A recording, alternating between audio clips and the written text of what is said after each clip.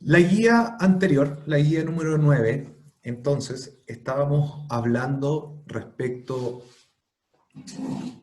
eh, a la democracia y cómo ésta puede ser degradada, ¿ya? ¿Qué elementos afectan a la democracia? Y hablamos puntualmente respecto a al narcotráfico, ¿ya? Donde tenían un par de preguntas de reflexión. La número uno, ¿ya? Y acá yo coloqué respuesta de los estudiantes. Dice, ¿qué entiendes por narcocultura y cómo influye en América Latina? Ustedes me dijeron que influencia la cultura que ejerce el narcotráfico sobre una sociedad, expresada de diferentes formas, generando problemas sociales como la mala calidad de vida, la violencia y la corrupción. Muy bien esa respuesta. Bien. La número 2 dice, ¿por qué el narcotráfico de Latinoamérica decide concentrar sus negocios ilícitos, obviamente, en la exportación de droga ilegal a países como Estados Unidos o Australia? Y ahí me dijeron, y que está muy bien, muy correcto, me dicen que esto lo hace el narcotráfico latinoamericano para obtener mayores ganancias, ya que los países desarrollados mencionados como Estados Unidos, Australia, tienen mayor poder adquisitivo, ¿ya? Y están dispuestos a pagar altas sumas de dinero respecto al consumo de droga. La pregunta número 3: ¿por qué se considera el narcotráfico como la mayor amenaza para las democracias de estados en América Latina? Y responden ustedes, ya que conlleva diferentes acciones que atentan al bien común. Muy bien utilizado ahí ese concepto. Donde el narcotráfico en su actuar arrastra a otros elementos que atentan contra la democracia, como por ejemplo la corrupción política, policial o de justicia, y que en definitiva el narcotráfico es capaz de colarse en instituciones democráticas.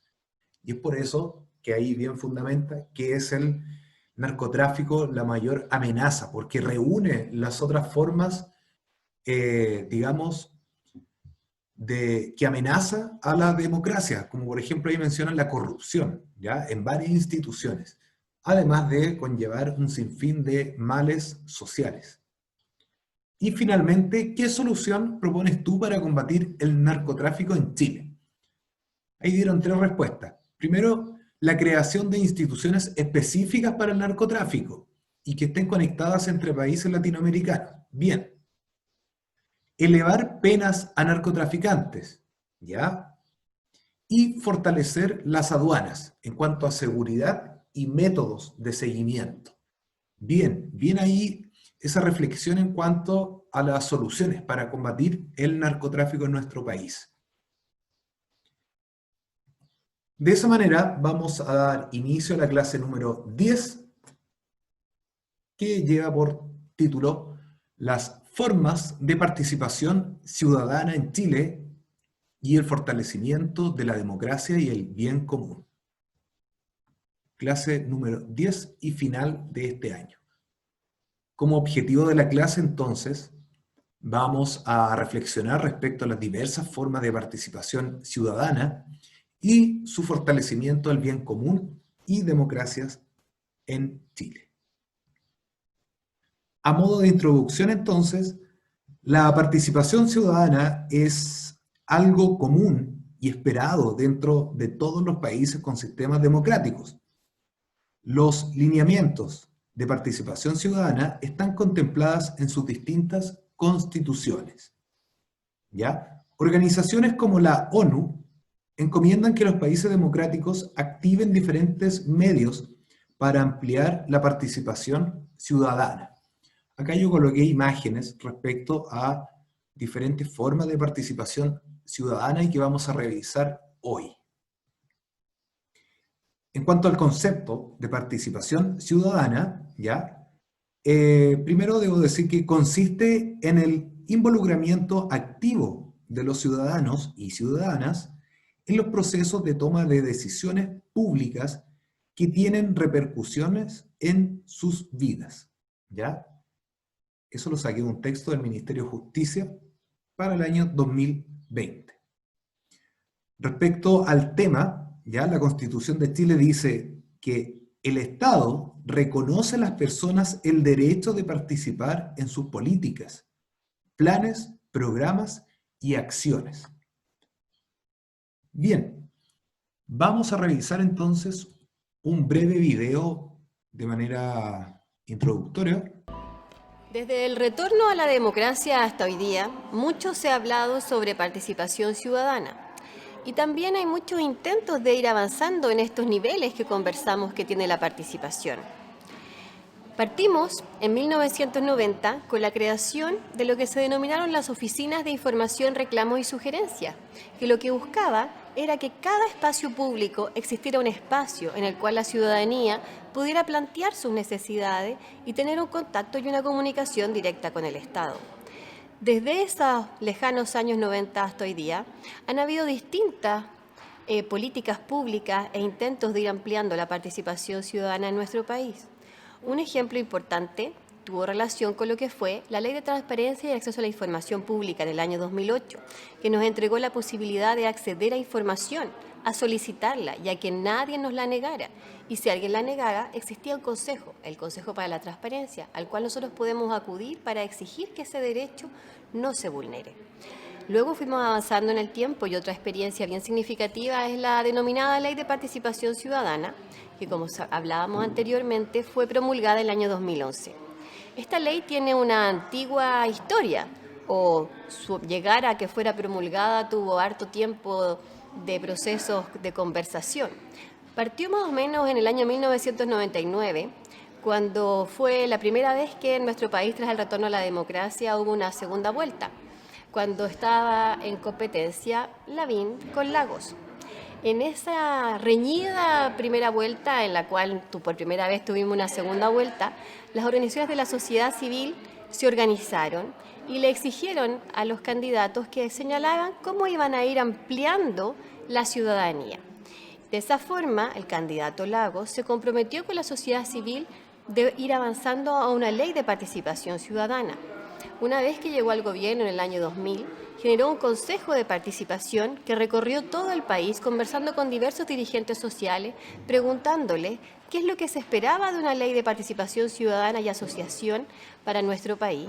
Y fruto de esos cabildos, se experimentó en un proyecto de ley que recién en el año 2004 ingresó al Parlamento. El proyecto de ley del año 2004 no era exactamente el mismo que había generado el Consejo. Y el proyecto de ley que finalmente terminó su tramitación 6 años después, es decir, el año 2011, tampoco es el mismo que ingresó en el gobierno de Lagos. ¿Cuál es el contenido de esta ley? Es una ley que modifica 5 cuerpos legales.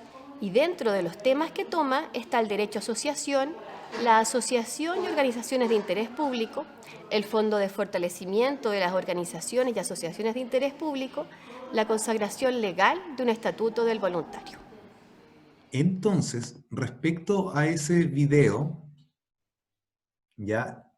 Y la importancia de esta ley 20.500, ¿ya? Que trata sobre la asociación y participación ciudadana en la gestión pública, deseo destacar entonces que lo relevante y la importancia de esta ley es la creación de agrupaciones, ¿ya? Que son financiadas con dinero público. Las personas entonces participan como ciudadanos activos, ¿ya? Promoviendo entonces diferentes instancias democráticas, ya que genera la oportunidad de satisfacer necesidades de algunas comunidades con temas específicos que pueden aquejar a esta comunidad. Bien, entonces ya adentrando a nuestro tema de hoy, vamos a dividir lo que es la participación ciudadana en 2 ámbitos. Primero, la participación política, ¿ya? Que la vamos a subdividir en partidos políticos y el sufragio. Y luego, la participación social, que también la vamos a subdividir en las ONGs y movimientos sociales. Vamos primero con la participación política, puntualmente en los partidos políticos. Nuestra democracia es pluripartidista. ¿Qué quiere decir esto? Que existen diversas propuestas de partidos políticos dentro del Estado, promoviendo un sistema democrático, inclusivo y representativo, ya que estos partidos tienen por misión tomar las opiniones de las personas y que sean escuchadas por las autoridades pertinentes. En Chile, cualquier persona puede pertenecer a algún partido político y también cualquier persona puede formar su propio partido político. De esta manera estarían, en estas dos modalidades, participando como ciudadanos y contribuyendo a la democracia. En la imagen se presentan los partidos políticos de Chile, ya que están constituidos en nuestra actualidad. Bien, sigamos con la participación política, pero desde el ámbito del sufragio, que vendría a ser la forma de participación ciudadana más tradicional en nuestro país, el cual se utiliza en dos ocasiones. Primero, en elecciones periódicas, ¿ya? Que son todos estos eventos públicos que se eligen autoridades representativas del Estado, es decir, presidentes, senadores, diputados, consejeros regionales, alcaldes y concejales, ¿ya? También se usa entonces el sufragio dentro de otro ámbito, que es el plebiscito, ¿ya? Y el plebiscito se puede dividir en dos modalidades. Primero, un plebiscito a nivel nacional, que es una atribución propia del presidente y se aplica para resolver conflictos entre el poder legislativo y ejecutivo respecto a una reforma constitucional. Ejemplo de ello es el plebiscito que se realizará en octubre de este año, ¿ya? Donde su característica es que la ciudadanía participa de manera directa, ¿ya? Y no de manera representativa, con las preguntas entonces que se están mostrando en pantalla, y todo este tema del apruebo y rechazo, ¿ya? Y luego le preguntan, en caso de que ganara el apruebo, ¿correcto? ¿Qué tipo de órgano debería redactar una nueva constitución? Y vemos convención constitucional, ¿ya? Donde es todo el pueblo redactando la constitución, y convención mixta, es decir, 50% del pueblo y 50% del Senado y diputados. Bien, no vamos a profundizar en aquello. Por ahora, me hubiera gustado, sí. Pasamos entonces a la participación social, ¿ya? Primero vamos a ver las ONG, que son las organizaciones no gubernamentales, ¿ya? Estas no son parte de algún gobierno y no dependen tampoco de los gobiernos. En Chile nacen estas ONG en la década de los 80. Son organizaciones sin fines de lucro, motivados por temas de interés general y centrados en la mejora de calidad de vida de las personas, animales y medio ambiente, por ejemplo. Puede ser a nivel ciudad, país o mundial. Por tanto, buscan el bien común. Se desarrollan en áreas como los derechos humanos, ¿ya? O temas medioambientales, como por ejemplo los más conocidos y de larga trayectoria en nuestro país, podemos mencionar el Hogar de Cristo, Greenpeace y Médicos Sin Fronteras, donde ahí lo que acabo de señalar, están acá su acción, una imagen en cuanto a su acción, y su logo también institucional. ¿Ya? Dentro de la participación social, también habíamos dicho que existen los movimientos sociales, ¿ya? Podemos observar que estas son acciones de distintos ciudadanos que buscan un cambio social a través de una acción colectiva. Tenemos demandas sociales en búsqueda de una mejora en la educación, en temas de medio ambiente o de género y diversidad sexual. Como se muestra acá en la imagen, los movimientos sociales son un fenómeno a nivel mundial, ¿ya? Imágenes de diferentes partes del mundo, donde también acá en la imagen aparece Chile. Siguiendo entonces con los movimientos sociales, vamos a observar entonces este cuadro que muestra las características, ¿ya? En diferentes ámbitos de los movimientos sociales. El ámbito de organización interna, ¿ya? Y esto es para comprender cómo funcionan los movimientos sociales. Entonces, dentro del ámbito de organización interna, ¿ya? Una de las características son que son informales, discontinuos, y no se aprecia quién es o son los líderes de estos movimientos, ¿ya? El segundo ámbito, en cuanto a sus formas de acción colectiva, podemos observar que las características de ellos son las movilizaciones, protestas, intervenciones urbanas u otras. Sus demandas son focalizadas y de estrecha negociación, ¿ya? Una vez cumplido su objetivo, por lo general se disuelven. En cuanto a su relación con el Estado, que es el tercer ámbito de estos movimientos sociales, se puede observar que no tienen vínculo con el Estado en cuanto a la economía o en cuanto a asuntos políticos. No hay nexo entre los movimientos sociales y el Estado dentro de esas características. Y finalmente, entonces, la relación con otros sujetos políticos. ¿Qué sucede entonces con este movimiento social y la relación con otros sujetos políticos? Podemos observar que aceptan militantes, es decir, personas que están inscritas en un determinado partido político, ¿ya?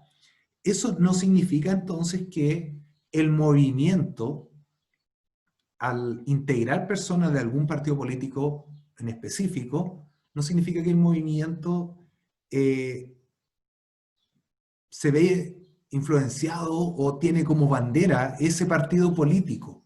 No, porque estos movimientos son autónomos. Y si se dan cuenta, son autónomos de todo, de política, de economía, ¿ya? Son autónomos del Estado y del gobierno, ¿ya?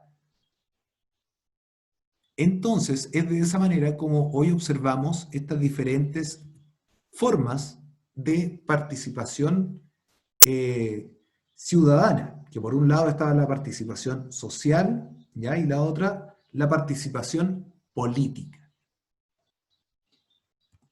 ¿Dudas, comentarios al respecto, chiquillos y chiquillas?